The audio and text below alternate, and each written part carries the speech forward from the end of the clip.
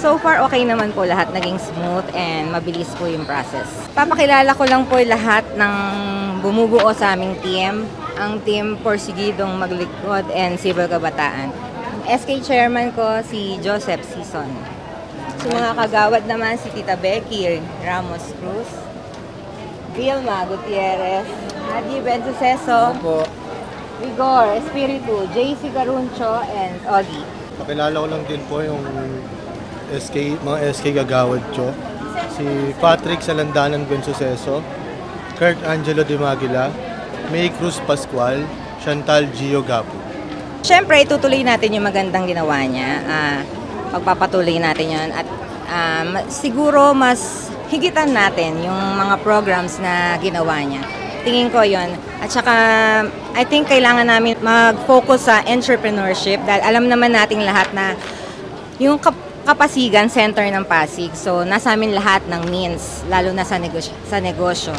Kaya tingin ko matulungan yung mga mamamayan ng Kapasigan na maging self-sustained. Marunong sila na matutong magnegosyo dahil sayang naman na kahit na hindi ka mangamuhan, kaya mo maghanap buhay kahit nasa bahay ka. Yun lang po. Siguro one of my programs po yun.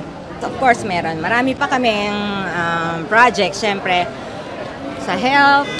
Hindi lang puro sports, syempre, dapat kailangan education, livelihood. Lahat, syempre, maraming upcoming na, if ever. Sa grupo naman po namin, syempre po, kailangan po, di po yung dahil kailangan po natin silang matuto kung paano po sila magnegosyo at paano po tumayo sa sarili po nilang buhay. Mag-aral lang po tayo ng mabuti at sana po maging matagumpay po lahat. Sa amin lahat, syempre, lahat naman kami magaganda yung goal. Good luck. Good luck sa amin lahat. Sana maging smooth.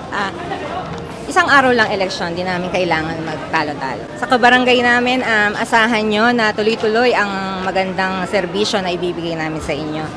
Thank you na rin sa lahat ng sumuporta sa amin. Thank you from the bottom of my heart. Thank you po sa lahat.